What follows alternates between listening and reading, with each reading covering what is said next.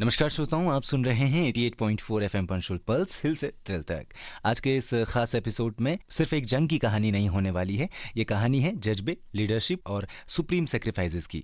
1999 का कारगिल युद्ध, द्रास सेक्टर की बर्फीली चोटियां और एक नाम जो हमेशा के लिए उस युद्ध के बाद अमर हो गया, मेजर राजेश सिंह अधिकारी, महावीर चक्र। आज हमारे साथ स्टूडियो में मौजूद हैं कैप्टन अरुंजय, जो खुद इंडियन आर्मी के सर्विंग ऑफिसर हैं। सर, आपका बहुत बहुत स्वागत है एफएम पंचुअल पल्स में। जय हिंद।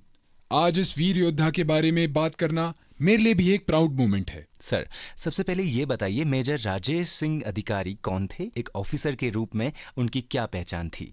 मेजर राजेश सिंह अधिकारी एक यंग, डायनेमिक और 18 ग्रेनेडियर के एक एक्सेप्शनली ब्रेव ऑफिसर थे। उनका जन्म 25 जनवरी 1970 को अल्मोड़ा, उत्तराखंड में हुआ था। एनडीए से पास आउट होने के बाद उन्होंने इंडियन मिलिट्री एकेडमी से कमीशन लिया। वह शुरू से एक सोल्जर्स ऑफिसर माने जाते थे, जो अपने जवानों के साथ खड़े रहना जानते थे। उनके आगे नहीं बल्कि उनके साथ। ऑफिसर जो कहने से पहले करके दिखाता है, ऐसी छवि थी उनकी यूनिट में। सर, टोलोलिंग इतना इंपॉर्टेंट क्यों था? टोलोलिंग द्रास सेक्टर की एक डोमिनेटिंग हाइट थी। इस हाइट से एनिमी को NH-1 अल्फा, जो कि श्रीनगर ले हाईवे है, बिल्कुल क्लियर दिखता था। जो टोलोलिंग पे कंट्रोल करता, वह इंडियन आर्मी की सप्लाई लाइंस को टारगेट कर सकता था और पूरे सेक्टर में टैक्टिकल एडवांटेज ले सकता था। इसलिए जब तक टोलोलिंग दुश्मन के पास थी, कारगिल ऑपरेशन अधूरा था। मतलब टोलोलिंग सिर्फ एक पहाड़ी नहीं, पूरी वॉर का गेम चेंजर थी।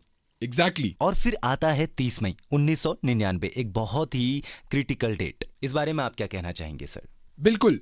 18 ग्रेनेडियर्स को ऑर्डर मिला टोलोलिंग टॉप पर असॉल्ट का। टेरेन बहुत ही स्टीप था, ऑक्सीजन की कमी थी और एनिमी ऊपर से मशीन गन और रॉकेट फायर कर रहा था। मेजर अधिकारी को घातक प्लेटून के साथ सबसे मुश्किल एक्सेस दी गई। यह ऑलमोस्ट सुसाइड मिशन था, लेकिन उनके चेहरे पर कोई हेजिटेशन नहीं थी। सर, ऐसे मोमेंट्स पर एक ऑफिसर के दिमाग में क्या होता है, जरा इस बारे में थोड़ा आप बताइए। सिर्फ एक चीज, मिशन और उसके जवान। अरे वाह, अब आते हैं उनके सबसे वीर क्षण पर। सर, आप हमारे लिसनर्स को मेजर अधिकारी के गैलेंट्री एक्शन के बारे में क्या बताना चाहेंगे? जब प्लेटून हेवी फायर में फंस गई, मेजर अधिकारी ने खुद आगे बढ़कर चार्ज किया। एक एनिमी बंकर को ग्रेनेड से डिस्ट्रॉय किया। दूसरे बंकर पर हमले के दौरान सिवियर इंजरीज लगी, लेकिन फिर भी वह रुके नहीं। उनके शब्द थे, आगे बढ़ो, बंकर लेना ही होगा। यानी घायल होने के बाद भी लीडरशिप। यही उनकी असली वीरता थी।